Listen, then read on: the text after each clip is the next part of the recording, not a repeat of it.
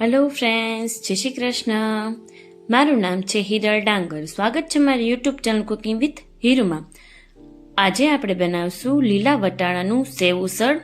સેવ ઉસળ તો તમે ખાતા જ હોય છો, પણ આજે આપણે બનાવશું લીલા વટાણાનું. એના માટે આ 1 કપ જેટલા લીલા વટાણા લીધેલા છે અને હવે આપણે આને કુકરમાં નાખીને આની 3 થી 4 સીટી કરી લેશું. 2 બાઉલ જેટલું પાણી આની અંદર આપણે એડ કરશું. તમે 3 સીટી પણ કરી શકો છો, ત્યાં લગીમાં પણ આપણે વટાણા સરસ રીતે બફાઈ જશે. એની અંદર થોડુંક એવું મીઠું એડ કરશું અને હવે કુકરનું ઢાંકણું બંધ કરીને 3 વિસલ આપણે થવા દેશું. 3 વિસલ આપણી થઈ ગઈ છે. હવે તમે જોઈ શકો છો કે વટાણા આપણા સરસ રીતે બફાઈ ગયા છે. મેં આને એકદમ સાવ બફાવા નથી દીધા. આવી રીતે દાણા પડે એ રીતે, એટલે કે 3 સીટીની અંદર જ આવી રીતે આપણે સરસ રીતે બફાઈ જાય છે. હવે આપણે આનો વઘાર કરીએ. વઘાર કરવા માટે મેં અત્યારે 4 મોટી ચમચી જેટલું તેલ લીધેલું છે.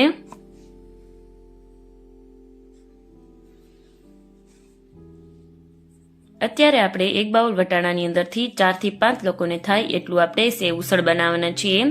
તેલ આપણું થોડું ગરમ થાય એટલે એની અંદર આપણે અડધી ચમચી જેટલું જીરું એડ કરશું. ચપટી હિંગ એડ કરશું અને આદુ મરચાં અને લસણની પેસ્ટ એડ કરશું અને આને 1 મિનિટ માટે આપણે સાતળવા દેશું. આદુ મરચાં અને લસણની પેસ્ટને આવી રીતે તેલની અંદર નાખવાથી સરસ રીતે એકદમ જલ્દીથી ચડી જાય છે ને સ્વાદ ખૂબ જ સરસ આવે છે. 1 મિનિટ આપણે આને આવી રીતે જ સાતળી લેશું, હલાવતા રહેશું, નહીતર બળી જશે. હવે 1 કપ જેટલી ડુંગળી એડ કરશું, ઝીણી સમારેલી ડુંગળી. તમે ગ્રેવી પણ કરી શકો છો અને આવી રીતે ઝીણી સમારીમાં પણ એડ કરી શકો છો. ડુંગળી મેં અત્યારે લીલી જે ડુંગળી આવે છે એ જ લીધેલી છે, પણ એના પાન નથી લીધેલા. ખાલી ડુંગળીનો ઉપરનો જે ભાગ હોય છે એ જ લીધો છે. તમે સૂકી ડુંગળી પણ લઈ શકો છો અને ડુંગળીને આપણે 2 મિનિટ માટે ચડવા દેશું કે જેથી કરીને ડુંગળીનો કલર થોડોક બદલાઈ જાય, એટલે કે ડુંગળી આપણે એકદમ સરસ રીતે સતળાઈ જાય. હવે આપણે આની અંદર ટમેટાની પ્યુરી એડ કરશું. જે લાલ ટમેટા આવે છે એ મેં 3 ટમેટા લઈને આને આવી રીતે પ્યુરી કરી લીધેલી છે. ટમેટાને તમે ઝીણા ઝીણા સમારીને પણ લઈ શકો છો. હવે આની અંદર થોડુંક એવું પાણી એડ કરશું કે જેથી કરીને આપણે મસાલા એડ કરીએ ત્યારે મસાલા આપણા બળી ન જાય. અડધી ચમચી હળદર એડ કરશું. ધાણા જીરું પાવડર એડ કરશું. 1.5 ચમચી મીઠું સ્વાદ અનુસાર એડ કરશું. મીઠું તમારે ટેસ્ટ કરીને નાખવાનું. પછી જો આપણે વટાણાની અંદર પણ મીઠું નાખેલું છે. લાલ મરચું પાવડર એડ કરશું 1.5 ચમચી. જે રીતે તમારે તીખું ખાવું હોય એ રીતે તમે એડ કરી શકો છો અને સરસ રીતે આપણે આ બધું મિક્સ કરી લેશું અને હવે આપણે ગ્રેવીને પાકવા દેશું. 2 થી 3 મિનિટની અંદર જ ગ્રેવી આપણી સરસ રીતે પાકીને તૈયાર થઈ જશે અને આપણે આની અંદર લીલું લસણ એડ કરી દઈશું. લીલું લસણ જો આપણે પહેલાં નાખીએ તો એ બધું લીલું લસણ છે ને એકદમ બળી જાય છે, એટલે આપણે આની હારે નાખીએ છીએ. તેલની અંદર એકદમ બળી જશે અને કાં એકદમ ચડી જશે, એટલે કે સરસ રીતે ટેસ્ટ નહીં આવે, પણ આમ નાખવાથી એકદમ સરસ ટેસ્ટ આવે છે. હવે આપણે આને તેલ ઉપર ના આવે ત્યાં લગી આપણે ગ્રેવીને પાકવા દેશું. તમે જોઈ શકો છો કે તેલ હવે સરસ રીતે ઉપર આવી ગયું છે, એટલે કે ગ્રેવી આપણી સરસ રીતે પાકી ગઈ છે. ગ્રેવીને પાકતા 2 મિનિટ જેવું થયું છે. હવે આપણે આ વટાણાને એડ કરી દઈશું. જે વટાણાને અંદર બાફતી વખતે આપણે પાણી નાખ્યું તો એ પાણી જ લઈને આપણે આને અંદર નાખી દીધું છે. પાણી આપણે બહાર નથી કાઢ્યું. જો વટાણો તમારો સેજ જેવો કાચો હોય તો પણ ચાલે, કારણ કે આપણે આની અંદર ગ્રેવીને પણ આપણે આને પાકવા દેવાનું છે ઉસળને પાણી નાખીને. એટલે છે ને જો થોડોક એવો વટાણો કાચો હોય તો પણ ચાલે. એકદમ જો બફાઈ જશે તો વટાણા આપણા બધા ભાંગી જશે.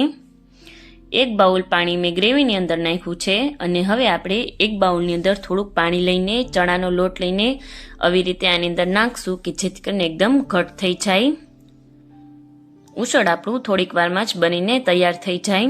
તમારે કેવું ઉસળ બનાવવું છે જોવાનું, કે જો થીક બનાવવું હોય તો તમે થોડોક વધુ પણ ચણાનો લોટ નાખી શકો છો અને એની જગ્યાએ જો તમારે બટેટું નાખવું હોય તો બટેટાને બાફીને મેશ કરીને પણ તમે નાખી શકો છો.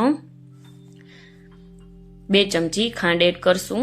જો તમે ખાંડ ખાતા હોય તો તમારે એડ કરવાની, નહીંતર એની જગ્યાએ તમે ગોળ પણ લઈ શકો છો. લીંબુની આપણે જરૂર નથી, કારણ કે અત્યારે જે ખાટા ટમેટા આવે છે એ જ લીધેલા છે. અને ઉસળનો મસાલો એડ કરશું 1 ચમચી અને સરસ રીતે મિક્સ કરી લેશું અને આપણે આને 2 થી 3 મિનિટ માટે ઉકળવા દેશું.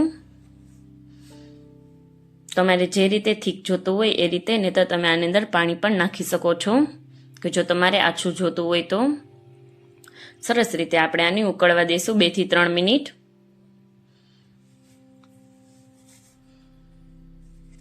જેટલું આપણું સેવ ઉસળ ઉકળશે એટલું જ સ્વાદમાં સરસ લાગશે. ઉપરથી આપણે કોથમીર નાખશું અને સરસ રીતે હલાવી લેશું. તમે જોઈ શકો છો કે ઘટ જેવું થઈ ગયું છે. હવે ગેસ બંધ કરી દેશું અને હવે આપણે સર્વ કરશું. એના માટે આ જે જાડી સેવ આવે છે એ લીધેલી છે, એ આપણે પેલા બાઉલની અંદર નાખશું અને ઉપરથી હવે આપણે જે આ ઉસળ બનાવ્યો છે એ નાખશું. જો ઉસળ તમારો થોડો પતલો હોય તો પણ કઈ વાંધો ન આવે, કારણ કે આપણે આની અંદર જાડી સેવ લીધેલી છે, એટલે ઉસળનો જે રસો હોય છે એ સેવની અંદર વયો જાય છે, શોષાઈ જાય છે. એટલે જો થોડુંક તમારું પતલું થઈ ગયું તો પણ કાંઈ વાંધો ન આવે. ઉપરથી આપણે પાછા ગાંઠિયા નાખશું, એટલે કે જાડી સેવ નાખશું. લીલું લસણ નાખશું. આની જગ્યાએ જે રેગ્યુલર સેવ આવે છે એ પણ તમે લઈ શકો છો. ઉપરથી ડુંગળી આપણે નાખશું, ટમેટા નાખશું સર્વ કરવા માટે અને ઉપરથી કોથમીર નાખશું ગાર્નિશિંગ માટે. અને આને હું અત્યારે બ્રેડ સાથે સર્વ કરું છું. તમે આને પરોઠા અથવા તો જે પાવ આવે છે એની સાથે પણ ખાઈ શકો છો. અને બ્રેડને મેં બટર સાથે શેકી લીધેલી છે. અને સલાડમાં આપણે ટમેટાનું અને ડુંગળીનું સલાડ રાખ્યું છે. એની ઉપર પણ આપણે થોડીક એવી કોથમીર નાખશું. તો રેડી છે આપણું સેવ ઉસળ, લીલા વટાણાનું સેવ ઉસળ. જો તમને મારી રેસીપી પસંદ આવતી હોય તો લાઈક કરજો, શેર કરજો, સબસ્ક્રાઈબ કરજો અને બેલ આઇકન દબાવવાનું ના ભૂલતા, કે જેથી કરીને નવા વિડીયો નોટિફિકેશન તમને મળતી રહે.